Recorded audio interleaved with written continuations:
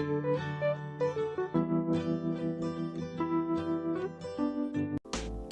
y'all doing today? It's your boy Eat Right Guy, and I'm back with another video.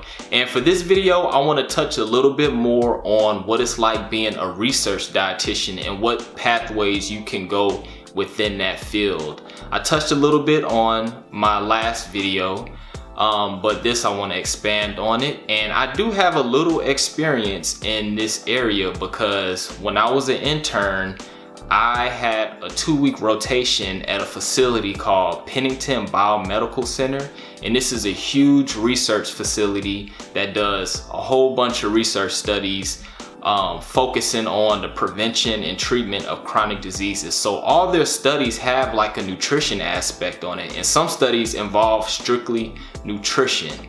So one route that you can go as a dietitian during research is titled a research dietitian, but with this title you're not actually conducting the research.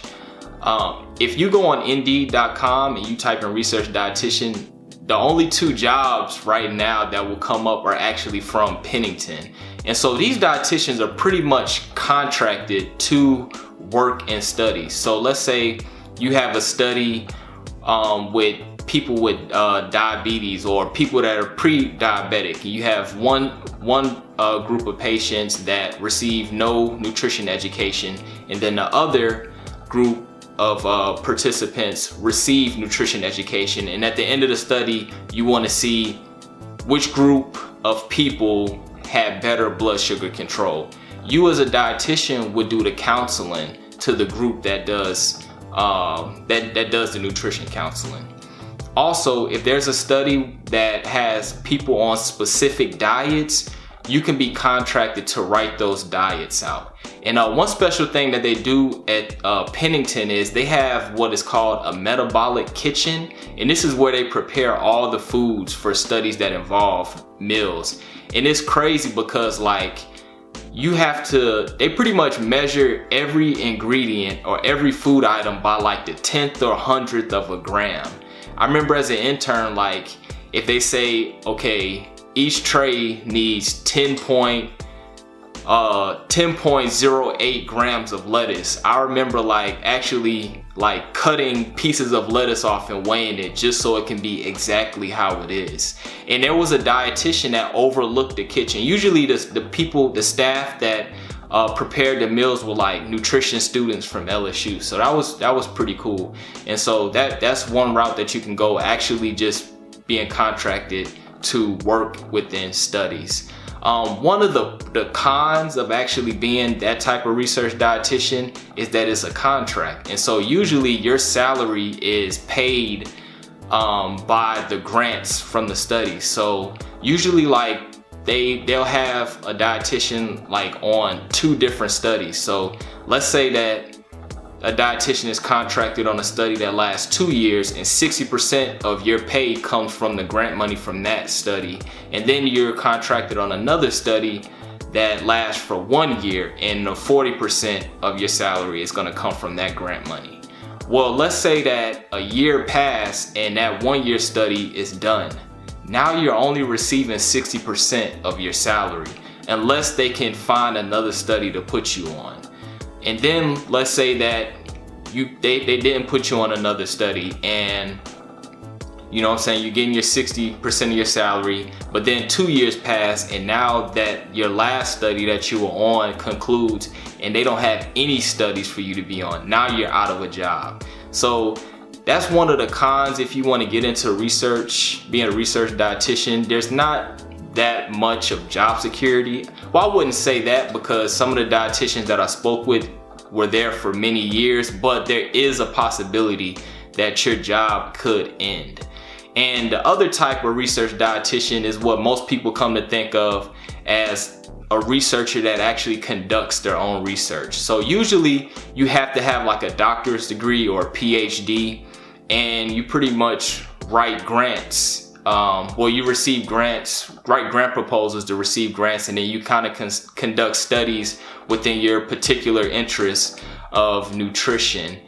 And hey, if that's the route that you want to go, if you like writing, if you like learning about new things, if you like statistics and you want to contribute to the ever-growing body of nutrition, that could be a route for you.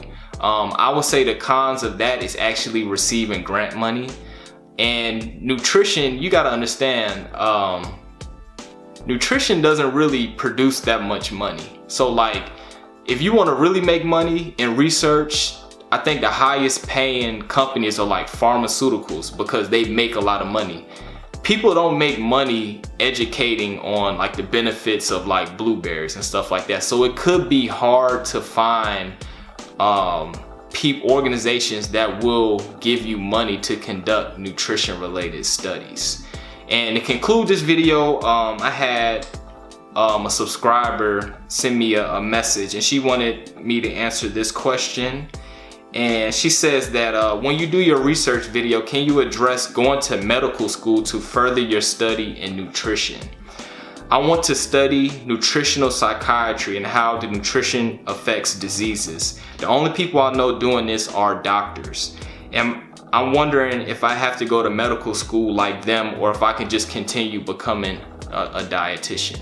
And so the answer to my question is, do not go to medical school if you're trying to further your knowledge of nutrition. They will not teach you nutrition in medical school. And you're gonna be going through all those years of training and residency, and you're not gonna get what you want. If you wanna study psychiatry, I think you should pursue becoming a dietitian, even though if you want to do research in nutrition, you don't have to be a dietitian. You don't even have to major in nutrition. You have a lot of people that have PhDs in biochemistry, chemistry, biology, education that go on to, you know what I'm saying, study and focus on nutrition related projects with their research. But because you want to do psychiatry, and I'm kind of thinking that you want to focus on like the behaviors of people and how that affects their eating patterns, I think it'll be beneficial for you to become a dietitian so you can actually have experience in counseling these patients.